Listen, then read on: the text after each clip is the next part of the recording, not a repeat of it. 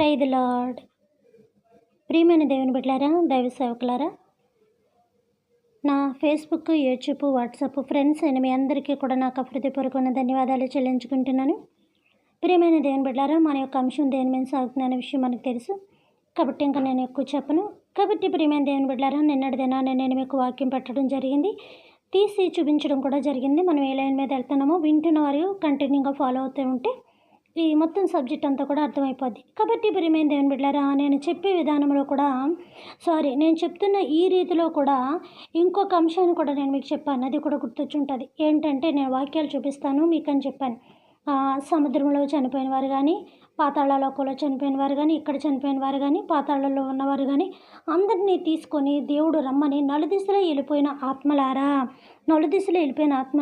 తీసుకురండి అన్న విషయాన్ని కూడా, ఆ వాక్యాన్ని కూడా యెహెజ్కేలులో నేను చూపించి క్లియర్గా పెట్టాను. అంతేకాదు దేవుడు తన ఊపిరి అని చెప్పాను, ప్రాణం ఏమైందంటే గాలి ఉన్నదని చెప్పాను, ఆ గాలి జీవమైందని చెప్పాను, ఆ జీవము ఊపిరైందని చెప్పాను, అదే ఆక్సిజన్ అని కూడా చెప్పాను.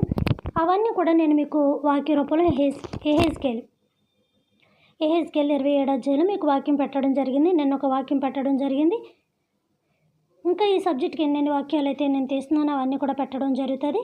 మనం యెహోషువ దగ్గర స్టార్ట్ అయ్యే విషయం మాత్రం దయచేసి మర్చిపోద్దు. కాబట్టి వాళ్ళు కూడా చనిపోయిన వాళ్ళు కూడా నలుదిశలో చనిపోయి ఉంటారు కదా, సముద్రంలోని అక్కడ ఇక్కడ. మరి వాళ్ళ యొక్క ఆత్మలు ఏంటి, వాళ్ళ పరిస్థితి ఏంటి, వాళ్ళ యొక్క బాడీలు ఏంటి, ప్రత్యేకంగా ఒక గౌరవ మర్యాదలతో, ఒక లాంఛనాలతో ఒక డెడ్ బాడీని చక్కగా భూమిలో పాతి పెట్టిన వాళ్ళు మాత్రమే దేవుడు లేపుతాడా?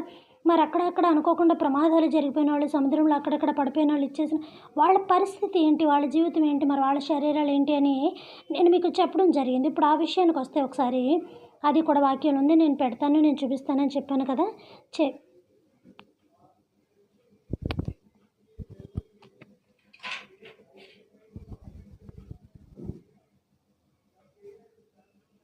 ఒకసారి ఆ వాక్యాన్ని కూడా చదివేస్తాను చూడండి. ప్రియమైన దేవుని బిడ్డలారా, ప్రకటన 20వ అధ్యాయము చెప్పాను కదా, కొంచెం నాకు గుర్తు రాకపోవడం తప్ప డెఫినెట్గా నేను చూపిస్తాను.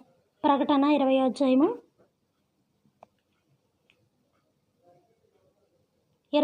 12వ వచనం చదువుతున్నాను చూడండి. 14 చదువుతున్నాను చూడండి. కాదు, 12 నుంచి చదువుతున్నాను చూడండి.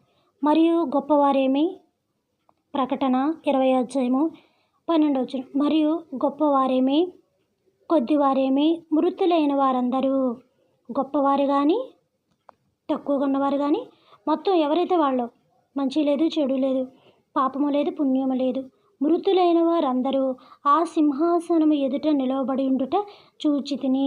అంటే భూమి మీద కొంత ఉన్నారు, పైన కొంత ఉన్నారని అనద్దు సుమా, చూచి తిని. అప్పుడు గ్రంథములు విప్పబడెను, మరియు జీవగ్రంథమును, చూసారా ఒకటే గ్రంథం అని అనుకుంటాం, జీవగ్రంథంలో మన పేరు ఉంటే చాలు, జీవగ్రంథంలో మన పేరు ఉంటే చాలు అనుకుంటాం. జీవగ్రంథం కాసమా, అసలైన గ్రంథం ఇంకోటి ఉంది, వేరొక్క గ్రంథం. అంటే నేను గ్రంథాల సబ్జెక్టుకి రాలేదు కాబట్టి ఇక్కడ ఈ యొక్క అంశాన్ని నేను ప్రస్తావించను. ఈ సబ్జెక్టు తీసుకున్నప్పుడు ఈ విషయంలోకి నేను మాట్లాడతాను.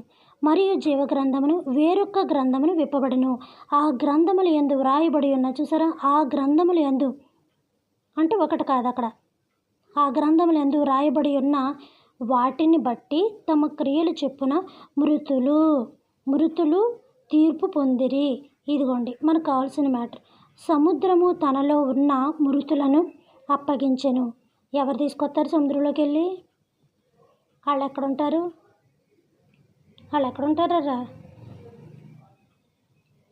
దుమ్ములు ఏమైపోయి, బాడీ ఏమైపోయింది, ఇంకంతా మనకు తెలిసి ఇంక వర్ణించుకోలేం. కానీ అందులో ఏమవుతాయి, ఒక బాడీలో పీస్ అయిపోతే తర్వాత చేపలు తినేస్తాయి, ఆ బోన్స్ కొన్ని రోజులకి అలాగ అంతమైపోతుంటాయి కదా. భయంకరంగా ఉంది కదా ఈ మాట.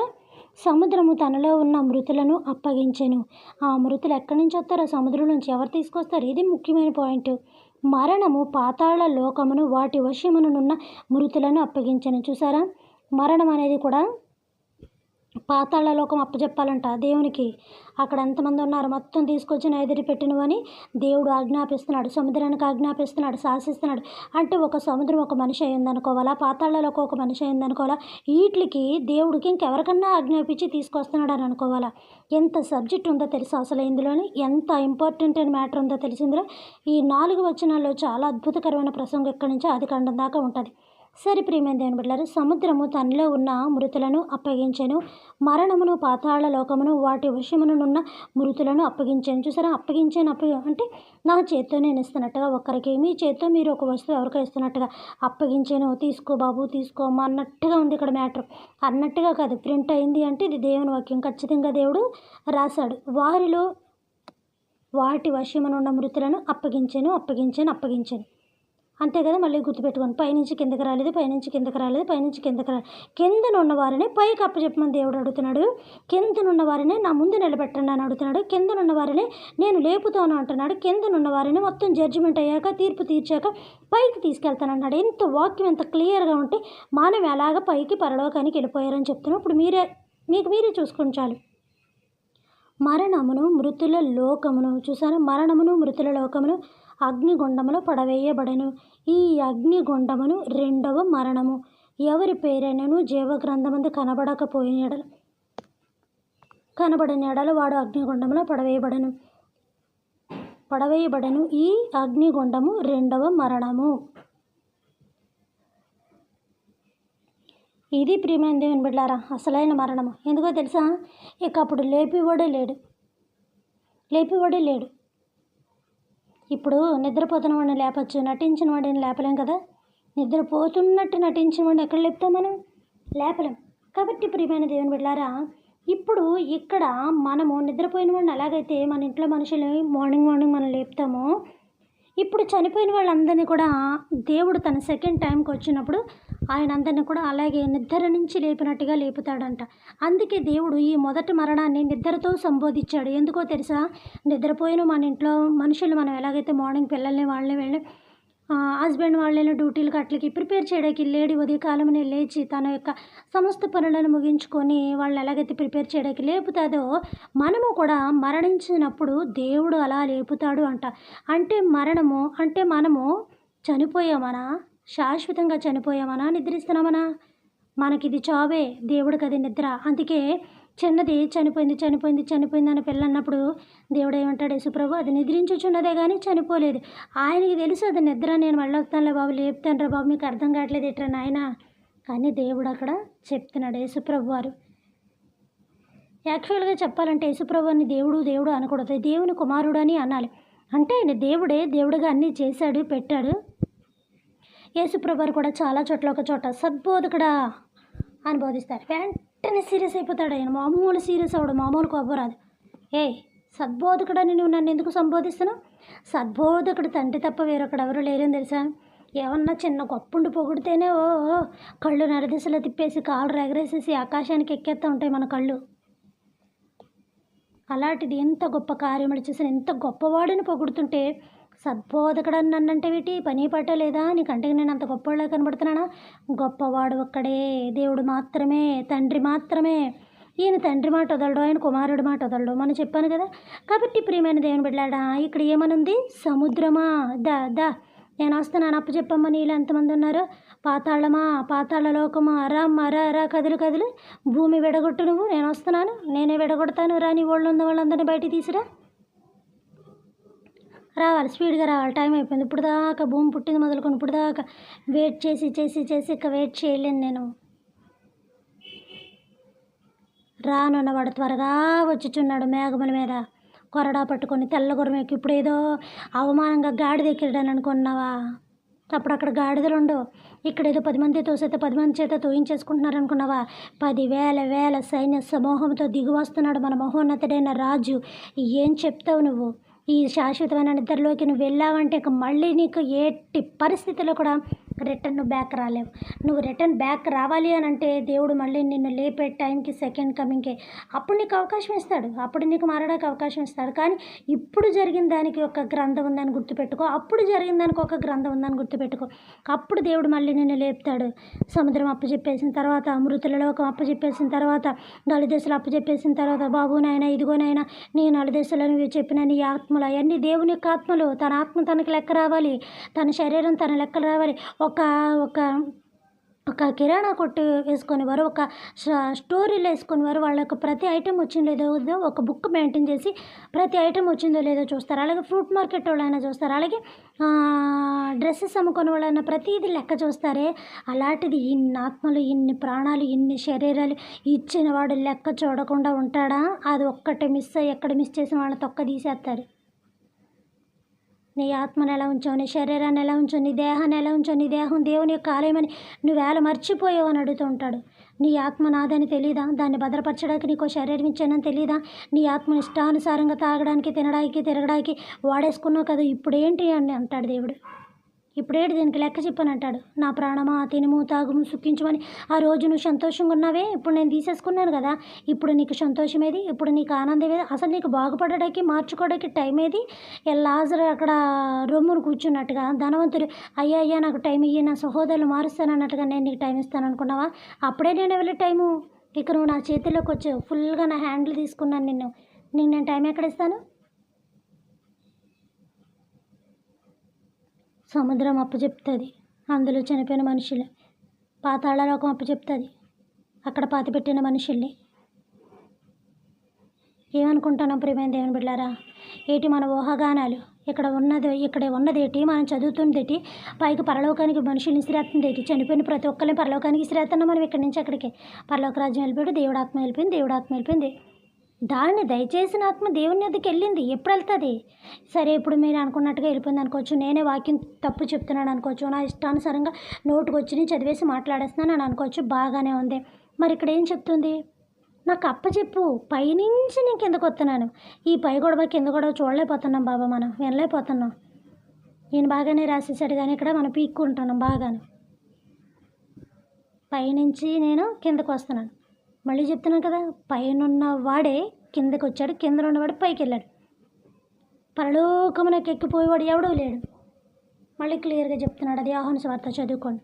ఇప్పుడు ఎంత క్లియర్గా ఉంది. సముద్రమా అప్పచెప్పు, పాతాళమా అప్పచెప్పు, నలుదిశలు వెళ్ళిపోయిన ఆత్మలారా అప్పచెప్పండి. అదే హెజ్కేల్లో కూడా పెట్టేశాను మన వాక్యం. నేను అడిగినానా, భూమి బద్దలవ్వగా భూమిలోంచి బయటకు మనుషులు ఎలాగ వస్తున్నారు ఒక్కసారి మనం చూసి, ఒక్కసారి చెదపుట్టని అలాగంటే చెదపురుగులు ఆ యొక్క మొత్తం అన్ని గుంపులుగా ఎలాగైతే బయటికి వెరజమ్ముకొని వచ్చేస్తూ ఉంటాయో, అంత భయంకరంగా భూమి ఎప్పుడైతే విడిపోతుందో భూమిలో ఉన్న మనుషులు కూడా పురుగులు బయటకు వచ్చేసినట్టుగా వచ్చేస్తారంట. ఆయన ఎదుట కాళ్ళు చేతులు వణికెత్తిపోయి నిలబడుతూ ఉంటారంట. భూమి వణికెత్తిపోతుంది అక్కడ, సముద్రమే పగిలిపోతుంది అక్కడ. ఇక మన ప్రాణం ఎంతరా?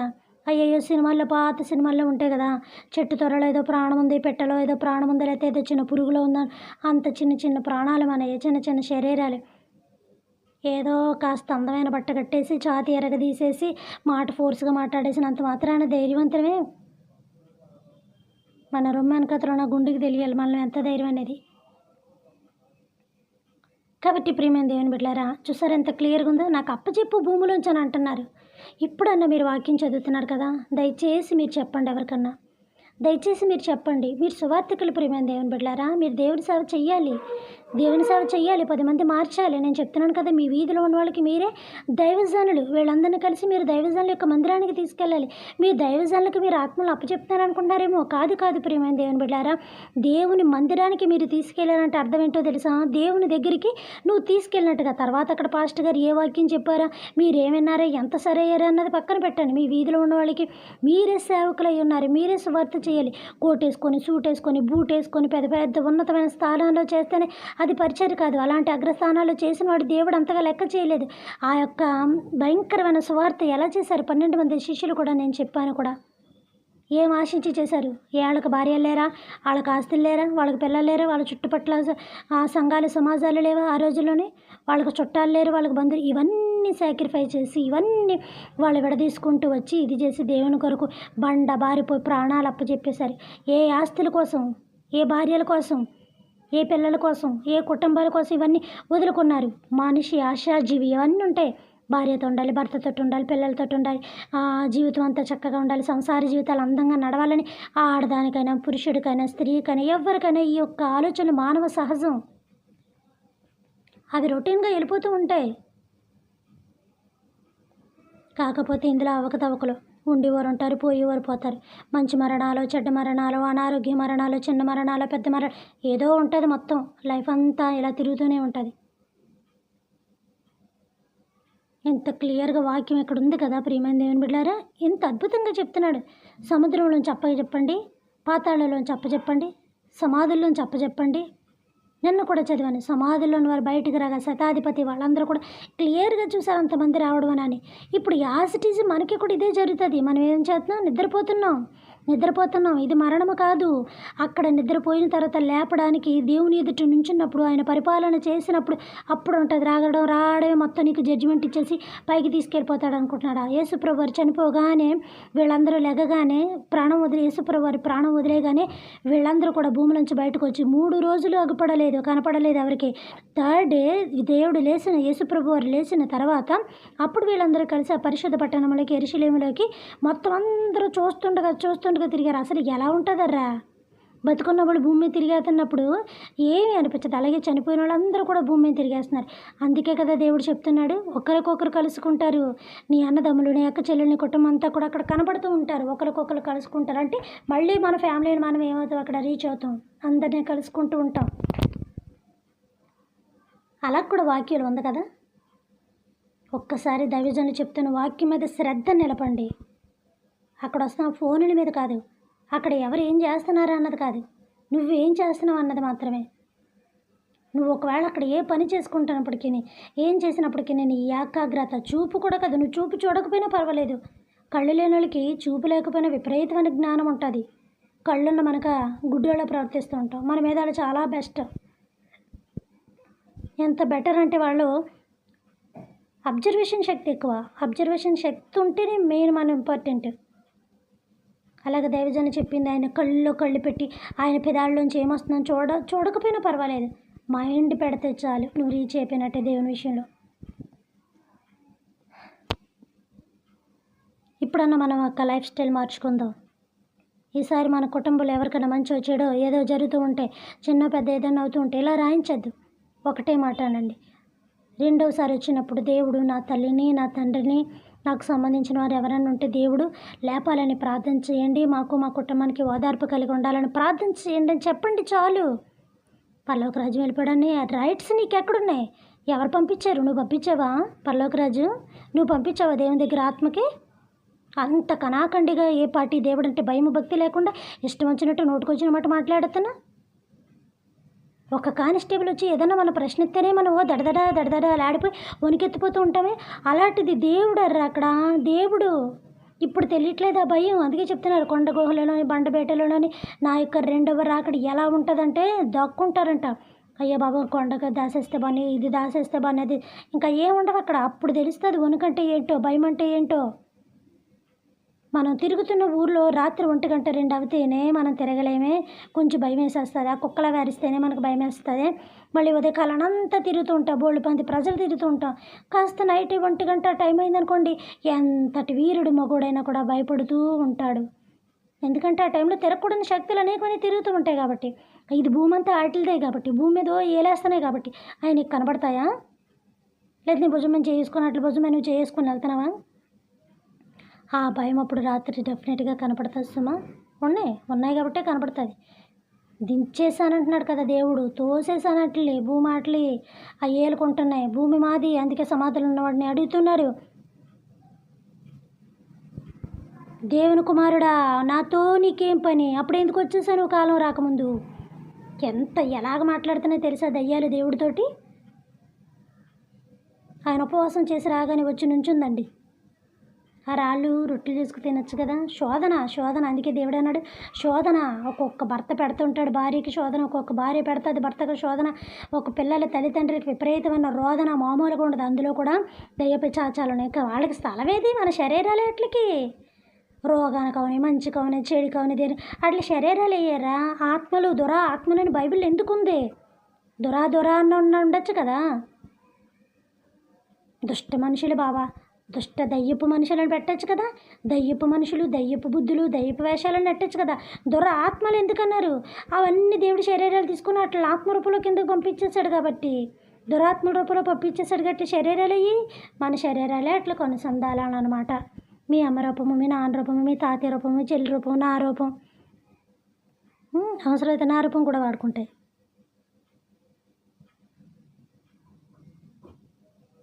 ప్రియమైన దేవుని బిడ్డలారా, ఆలోచన చేయండి, ఒక్కసారి ఆలోచించండి.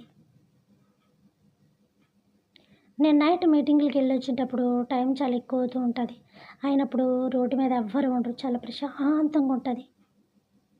వెళ్తున్నామేమో మా వెహికల్లో అలాగ ఉంటుంది అంతే. ఎంత ప్రశాంతంగా ఉంటుంది అంటే ఒక్క నరమానవుడు కనిపించరు. ఏమన్నా అప్పుడప్పుడు ఒక్కొక్క లారీయో ఒక్కొక్క బస్సు అలా వెళ్తూ ఉంటుంది. కానీ ఆ వాతావరణం నాకు బాగా ఇష్టం. అంత నిమిషబ్దం కన్నా టైం నాకు బాగా ఇష్టం. అయితే నువ్వు వాళ్ళ కూడా ఒక పిచాచి అయి ఉండొచ్చు అనుకోవచ్చు. సరే, మీ ఇష్టం, ఎలా అనుకోండి, పిచాచినో ఏదో. కానీ కాబట్టి ప్రియమైన దేవుని బిడ్డలారా, అలాంటి టైంలో కూడా మనం భయపడిపోతూ ఉంటామే. మళ్ళీ ఉదయం లెగిస్తే అసలు రోడ్డు ఖాళీ ఉంటుందా? కోట్ల మంది ప్రయాణం చేస్తారు. మళ్ళీ ఆ రోడ్డు చూడగానే రాత్రి భయపడిపోతుంటారు. చూసావా, మనిషిని అనేక రకాల భయం. కుటుంబాన్ని పెంచకపోతే భయం, రాత్రులు అయితే భయం, అనారోగ్యం అంటే భయం, ప్రాణం పోతుందన్న భయం, పరిస్థితి ఏంటన్న భయం, భయం భయం భయం భయం అనేక రకాలైన భయం. అంతే తప్ప దేవుడు వస్తాడన్న భయం లేదటర్రా మనకు. అసలైనోడు భయం పక్కన పెట్టి కొసర భయాలన్నీ తీసుకుంటామేంటి మన మైండ్లోని?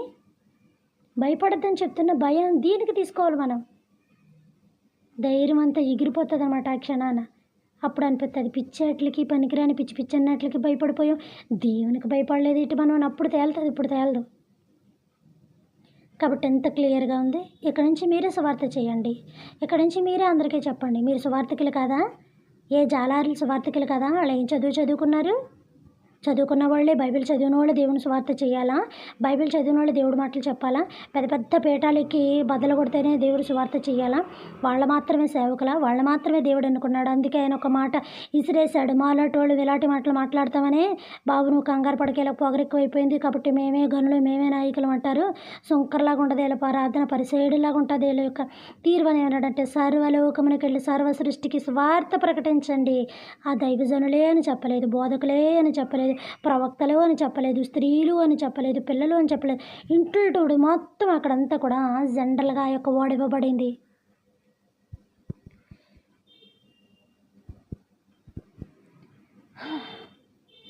కాబట్టి ప్రియమైన దేవుని బిడ్డలారా, గుర్తుపెట్టుకోండి, దేవుని యొక్క విషయాలు మనం ఎలా ఉన్నాం.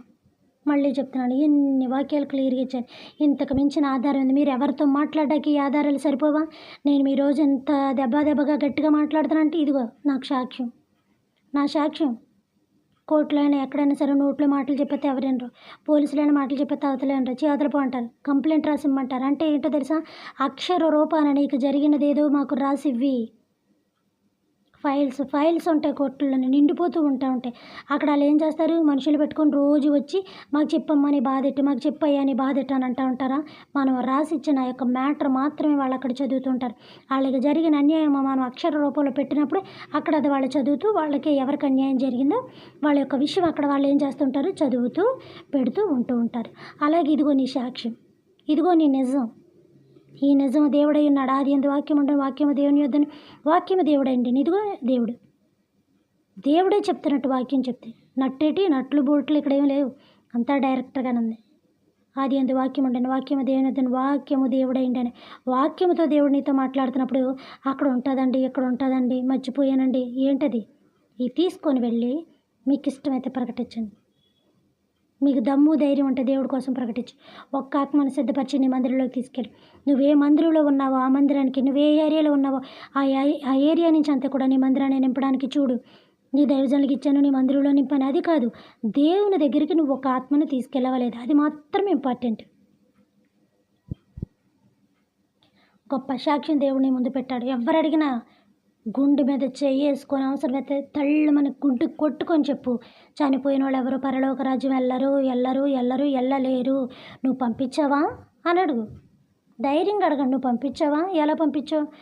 దేవుడు వాక్యం ఉంది కదా, బాగా దొరికేస్తాడు. వాక్యం ఉందంటే నీకు దొరికేసినట్టే లెక్క. వాక్యం ఉందంటే ఇంకా అతను అయిపోయినట్టే లెక్క. నీ ముందు ఎందుకు పని చేయనట్టు శుద్ధ వేస్ట్ అని ఇంకా లెక్క వేసేసుకో అంతే. నువ్వు నవ్వుకోవాలి, నువ్వు ఆనందపడాలా? దేవుడు నాకు బలం ఇచ్చేసాడు, దేవుడు నాలోకి వచ్చాడు, దేవుడు నా కొమ్ములను ఎత్తి పెట్టాడు. రా వాక్యం ఎక్కడుంది చూపించు, నాకు తెలియదు, ఒకసారి ఆ వాక్యం చూపించవా నాకు నువ్వు అని అడగండి అంతే. ఈ లెటర్ బాబు ఇలా తగులుకున్నాడు, ఎక్కడుందా వాక్యం, ఉందా లేదా? అతనికి నువ్వు ఒక ప్రశ్నగా ఉండాలి, అతను ఆలోచించుకోవాలి, అతను ఆలోచన విధానాన్ని పదును పెట్టాలి. అనవసరంగా నోరు వదిలేసినట్టున్నానట్టు ఉంది కదా అని ఇప్పుడు ఈడొచ్చి నన్ను పట్టుకొని వదలటలే, జిడ్లాగా ఈవిడొచ్చి నన్ను వదలట్లే, చూపించు అంటుంది.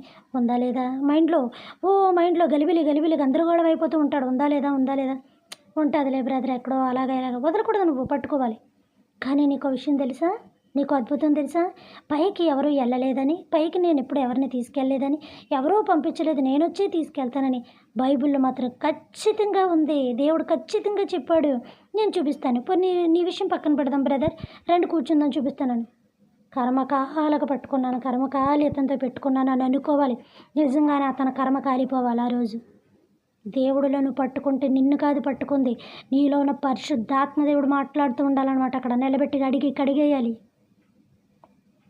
ఆ క్షణాలను ఒక అగ్నిగా, ఆ క్షణాలను ఒక బండగా, ఆ క్షణాన బండల బద్దలించి సుత్తుగా మారిపోవాలి. గుండెలను హృదయమనే బండ బద్దలవ్వాలంతే. వాక్యంతో పరిగెట్టేయాలి నేను చూస్తుంటే.